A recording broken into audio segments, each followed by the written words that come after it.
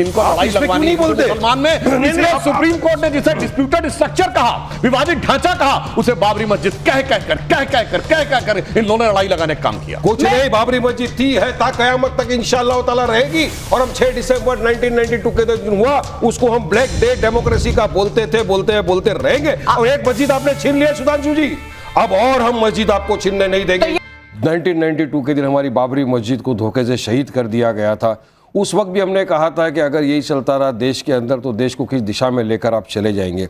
Places of worship act ये सब चीज़ को मद्देनजर रखते हुए बना था 1991 में कि आगे से जो भी धार्मिक स्थल हो 15 अगस्त 1947 तक के उसका आप नेचर कैरेक्टर चेंज नहीं कर सकते। मगर ये नहीं समझ रहे, ये बार बार लोअर कोर्ट्स में जाके सर्वे का ऑर्डर लाते हैं, सर्वे कराने की बात करते हैं। और हम तमाम ने देखा कि सर्वे के नाम के ऊपर ज्ञानवापी के अंदर क्या हुआ, हमारा वजू खाना सील कर दिया गया। सर्वे के नाम पर संभल में हमने तमाम ने देखा कि किस तरह से 5 मुस्लिम युवाओं का कत्ल कर दिया गया, शहीद हो गए 5 मुस्लिम युवा। और आपका टॉपिक ये प्रोग्राम जब जो मस्जिद कमेटी है जिसने गया है सुप्रीम कोर्ट में, उन्होंने साफ कहा है ना, हम तो पहले से बोलते आ रहे कि अगर आप इसी तरह सर्वे करते रहे, हिंदू मुसलमान के बीच में आप नफरत फैलाते रहे, तो हमारा देश तो वही 92 के एरा में चले जाएगा।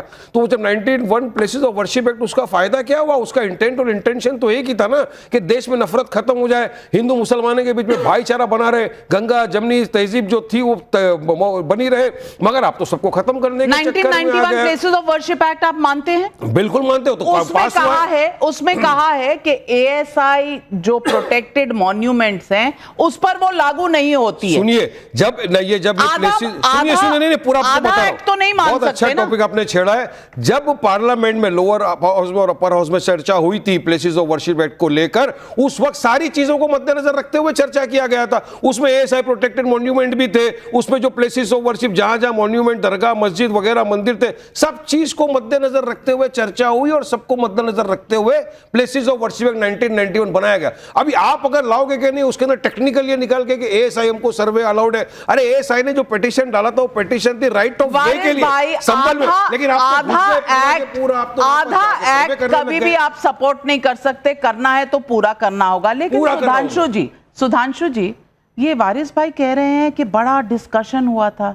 मेरी जहां तक जानकारी है ये बिल हबड़ तबड़ में पास नहीं, मेरी जो जानकारी है कोई जाके चेक कर ले, डिस्कशन बीच में रोक देना पड़ा था और बिल तुरंत पास कराना पड़ा था, क्योंकि ऐसे ऐसे फैक्ट उभर के सामने आ रहे थे कि उस समय की गवर्नमेंट के लिए बहुत अनकंफर्टेबल रहा था। जैसा भी वारिस पठान जी ने कहा, भाई उसमें क्लियर कट लिखा है कि ASI archaeological survey places of worship नहीं हो सकती, दोनों एक साथ नहीं हो सकते। और चलिए वो भी मैं मान लूं, ये एक ऐसा विचित्र एक्ट था भारत के इतिहास का जो कहता है कि 15 अगस्त को जो रिलीजियस कैरेक्टर है उसे नहीं बदला जा सकता।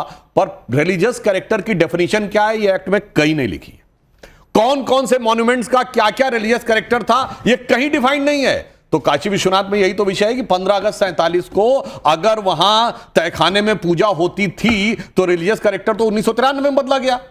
और जो संभल का इशू है वो आर्कियोलॉजिकल सर्वे के कंट्रोल में था 1947 में, वो ग्रेजुअली एक रिलीजियस उसमें कन्वर्ट हो गया।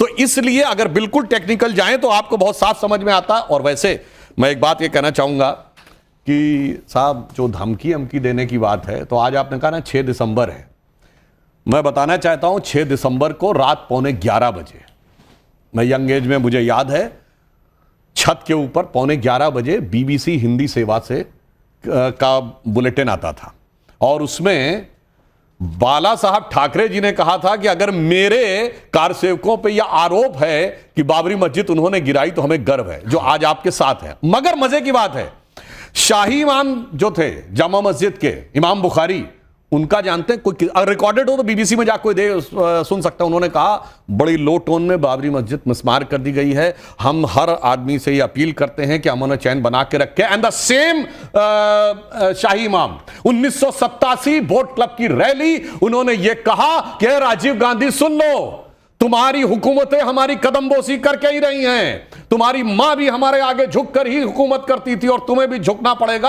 और उन्होंने एक फ्रेज बोला था, ये किसी के पास पुरानी मीडिया रिपोर्ट हो तो जाके देख ले, उन्होंने कहा था ना घबराओ मुसलमानों, खुदा की शान बाकी है, अभी इस्लाम जिंदा है, अभी कुरान बाकी है, वो काफिर हैं जो दिल में हंसते हैं, जाकर उन्हें बता दो अभी तो करबला का आखिरी मैदान बाकी है। और उन्होंने कहा था जिस दिन ये ईंट टूट गई एक भी, ये मुल्क इतने टुकड़ों में तकसीम होगा कि आप गिन नहीं पाएंगे। और मैं एक और लोग याद दिलाना चाहते हो, सबको याद होगा, लोग कहते थे जिस दिन राम मंदिर बन जाएगा उस दिन मिडिल ईस्ट के देश पेट्रोल देना बंद कर देंगे। आज राम मंदिर भी भव्य बना है, और सुनिए अबू धाबी में भी मंदिर बना है, और Bharat middle east Europe corridor भी बन रहा है, और मोहम्मद बिन सलमान G20 के बाद एक दिन एक्स्ट्रा रुके हैं भारत में व्यापार की बात करने के लिए। और लास्ट में एक बात और सर, गंगा जमनी तहजीब इसलिए है ना, दारुल उलूम देवबंद और मतलब देवबंदी और बरेलवी दोनों गंगा जमुना के मैदान में रहते हैं। सर जैसे ही अफगानिस्तान पाकिस्तान में चले जाते हैं एक दूसरे को मारने लगते हैं, अगर दसला फराद के मैदान में चले जाते हैं सीरिया इराक में जवाब काटने लगते हैं। दो चीज का जवाब आपको दूंगा। एक तो बाबरी मस्जिद का आपने कहा, तो मैं तो आज भी बोल रहा हूं, मेरा मान्यता है। विष्णु जैन जी जुड़ चुके हैं, आपका स्वागत है। स्वागत। दो चीज सुधांशु जी ने बहुत कही, मैं उनके ये वापस याद दिलाता रहूंगा। सुधांशु जी, मेरी मान्यता तो आज भी है, मेरी आस्था आज भी है कि एक बार जहां मस्जिद थी है ता कयामत तक रहेगी। आपने धोखे से हमारी मस्जिद को शहीद कर दिया, लेकिन आज देश ने एक चीज देख लिया है पूरी तरह से, दुनिया ने एक चीज देख लिया कि सुप्रीम कोर्ट तक ने कह दिया था कि वहां पर कोई प्रमाण नहीं मिले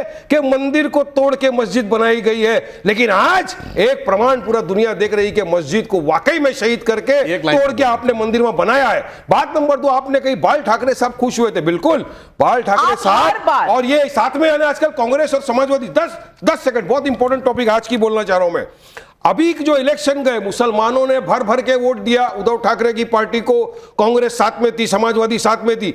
आज उद्धव ठाकरे शिवसेना का जो है, उनका जो मेन नेता है मिलिंद करके, उन्होंने ट्वीट किया। क्या ट्वीट करके बोल रहे मालूम है? हमको गर्व है, हमने बाबरी मस्जिद को शहीद कर दिया। सोचिए, 90% मुसलमानों के वोट लेने के बाद आज ये महाराष्ट्र के अंदर जो मुसलमानों के साथ धोखाबाजी, गद्दारी की जा रही है, इसका आप कौन जवाबदारी देगा? मैं तो कांग्रेस वाले को बोलूंगा, मैं तो समाजवादी वाले को बोलूंगा, मैं राष्ट्रवादी को बोलूंगा कि शरद पवार जी आइए, बताइए क्या आप इस बात का खंडन करते हैं या आप इस बात का सपोर्ट करते हैं कि 90% जिन्होंने आपको वोट दिया उनका नेता आके बोल रहा है कि हमको गर्व है, हमने बाबरी मस्जिद को गिराया। अब ये मुसलमानों के साथ धोखा नहीं हुआ तो क्या हुआ?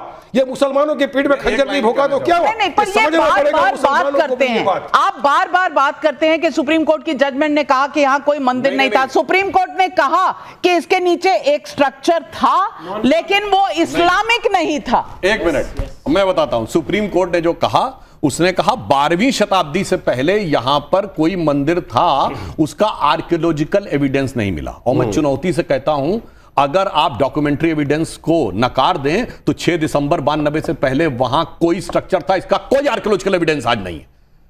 जब कोई चीज डिस्ट्रॉय हो जाती है उसका कोई आर्कियोलॉजिकल एविडेंस नहीं बचता है। और एक बात मैं इनसे कहना चाहूंगा, ये लोग कैसे लड़ाई लगाते हैं। सुनिए, इसी हिंदुस्तान में सर, एक मिनट, इसी हिंदुस्तान, सर पूरी बात सुन लीजिए, इसी हिंदुस्तान में एक और मस्जिद तो शहीद हुई, चरारे शरीफ, सदियों पुरानी मजार जलाकर खाक कर दी गई और मस्तगुल पाकिस्तान भाग गया। एक मुसलमान उसके लिए छाती नहीं पीटता।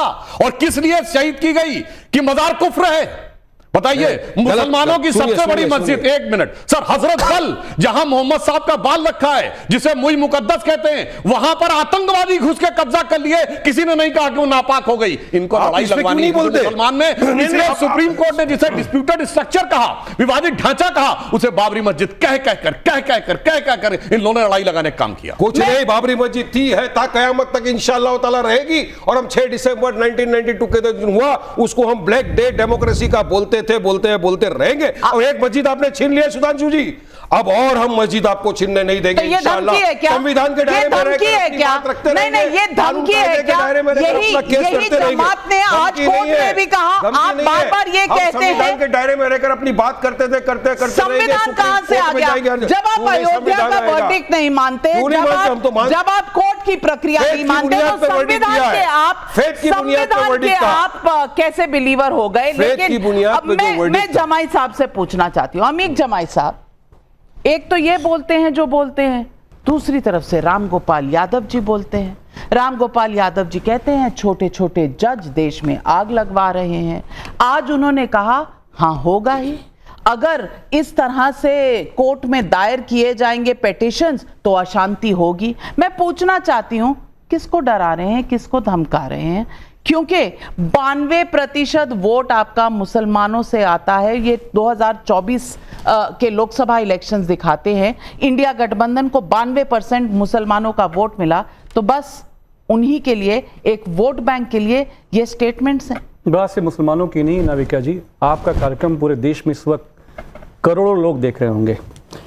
आप बात कर रही हैं कि जो सांप्रदायिक उन्माद है, पोलराइजेशन की जो राजनीति है इस देश के अंदर, शिलान्यास से आप उठाइए, राम मंदिर का जो प्रोजेक्ट था भारतीय जनता पार्टी और जो ये आंदोलन इस देश में चलाया गया, इस देश को क्या मिला? आखिर में सुप्रीम कोर्ट के मामले में इस देश के हिंदुओं ने, मुसलमानों ने मिलकर, और विशेषकर मुसलमानों ने मिलकर आगे बढ़कर अपने देश के हिंदू भाइयों के लिए, सौहार्द के लिए, आइडिया ऑफ इंडिया के लिए, भाईचारे के लिए हमने कहा ठीक है, अगर इससे इस मुल्क में अमन आता है तो जो सुप्रीम कोर्ट कहेगी, एक ईटा पूरे देश में, एक नाराजगी का इजहार, एक प्रेस नोट पूरे देश में मुसलमान जारी नहीं करेंगे। और जो लोग इसके जानकार हैं वो ये जानते हैं कि सुप्रीम कोर्ट के बाद जब फैसला आया तो इस देश के सब लोगों ने माना। लेकिन क्या जब प्रधानमंत्री जी हमारे देश के विकसित भारत, पता नहीं कौन सा भारत, और इस देश में आप देखिए दूसरी तरफ 65% माएं इस देश में पहली बार जब वो मां बच्चा पैदा करती हैं तो कुपोषण है। इस देश के अंदर 70% विश्वविद्यालयों में, सुधांशु जी संसद में हैं, इनको आंकड़े बहुत पता हैं, शिक्षक नहीं है हमारे देश के विश्वविद्यालयों में। और ग्रामीण उत्तर प्रदेश चले जाइए, हमारा ग्रामीण भारत में चले जाइए, सेप्ट्रान का टैबलेट अस्पताल में नहीं मिल रहा है। झांसी में क्या हुआ? एनआईसीयू के अंदर वो बच्चा कौन था जिसने अभी आंख भी नहीं खोली थी? हिंदू था, मुसलमान था, मंदिर में जाएगा, मस्जिद में जाएगा, बौद्ध मंदिर में जाएगा, जैन मंदिर में जाएगा, किसी को नहीं पता। इसीलिए अखिलेश यादव जी कहते हैं कि इस देश में पॉजिटिव पॉलिटिक्स कब होगी। पॉजिटिव पॉलिटिक्स का मतलब यह है कि जब प्रधानमंत्री जी जो कहते हैं वो करते क्यों नहीं है?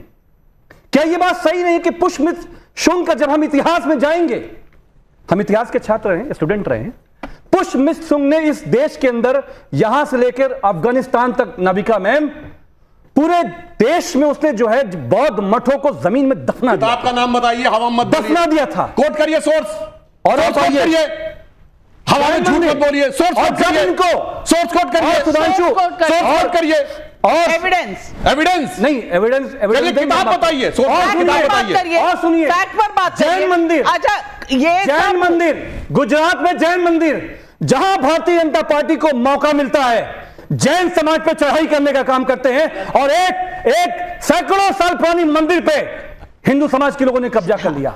और गोमती एविडेंस है, गोमटगिरी आंकड़े हैं, गोमटगिरी, गोमटगिरी मध्य प्रदेश में क्या हुआ? कोई डॉक्यूमेंटेशन है जिसके बेसिस पर आप ये गोमटगिरी मध्य प्रदेश में क्या हुआ? हमारे जैन साहब बैठे हैं, हो सकता है कि गैर हिंदू हैं, जैन समाज की भी इनको थोड़ा चिंता हो, ये बता देंगे।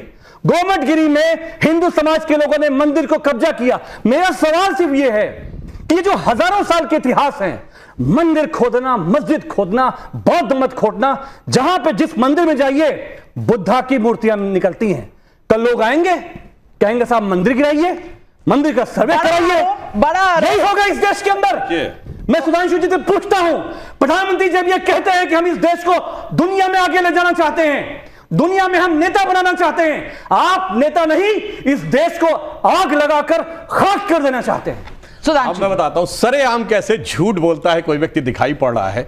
अभी वारिस पठान ने बोला, जूनागढ़ गुजरात में क्या हुआ? पूरी बात बोले, अब आप बोल चुके सर। जैन मंदिर कब्जा किया आपने? आप बोल चुके, आपने जैन मंदिर कब्जा किया कि नहीं? सर बोल, गोमटगिरी मध्य प्रदेश में जैन मंदिर पे कब्जा हुआ कि नहीं? अब आप बोल, हम जाए क्या तरीका है? जाए बोल चुके ना। अरे हम कह रहे हैं हमें बोलने की जाए, दंगा करवाएं, कुछ करवाइए, जैनों को लड़वाएं, हिंदुओं को। ये धमकी किस बात की है? देश में संविधान है, कोर्ट जाइए। अब देखिए अमीर जमाई जी ने आए बाएं साएं बोला, अभी उसका पहला प्रमाण ये कह रहे हैं मुसलमानों ने बड़ा उदार हृदय दिखाया और सुप्रीम कोर्ट को स्वीकार किया। भैया कान में तेल डाले बैठे थे वारिस पठान, तो बोले कयामत बाबरी मस्जिद रहेगी और हम हमेशा मानते। मेरे भाई एक तरफ ये बोल रहा, दूसरी तरफ ये बोल रहा, सरेआम झूठ इसे कहते हैं। अब आइए आपने इस प्रकार की बात कही कि बौद्ध धर्म को नष्ट किया गया तो मैं मेरे बात आप नहीं बता पाए, मैं किताब का नाम बता रहा हूं। नहीं। अरे भाई आप अपने ढंग से बोलिए, अभी तो मत बोलिए, आप बोल चुके हैं। रोमिला थापर से लेके इरफान हबीब से लेकर सबकी किताब कोट कर दूंगा। आप किताब कोट करो। क्या पुष्पमित्र सुन आपका हीरो है? ओके आपका हीरो है? भैया चिल्लाओ नहीं, जाओ किताब कोट करो। आपका हीरो है? अरे भाई किताब कोट कर रहा हूं। पुष्पमित्र सुन आपका हीरो है? आपका हीरो है? अपने टाइम पे बोलेंगे, दूसरे में बोलेंगे। अमित बताइएगा। किताब का नाम बताइए। किताब का नाम है अशोकावदान, जो अशोक की ऑटोबायोग्राफी है। मेरे भाई कान खोल के सुन, अशोक हुआ 263 BC में, पुष्यमित्र हुआ 182 BC में। 90 साल के बाद अशोकावदान में पुष्यमित्र का उल्लेख कैसे आया? जैसे 2000 साल बाद कोई कहे गांधी की ऑटोबायोग्राफी में मोदी का उल्लेख। अब चुप रहिए, सुनिए। हुकूमत खत्म करके कब्जा करा। शुंग डायनेस्टी कैसे बनी? क्या तरीका है भाई? शुंग डायनेस्टी कैसे बनी? आप झूठ बोलेंगे, मैं रोकूंगा आपको।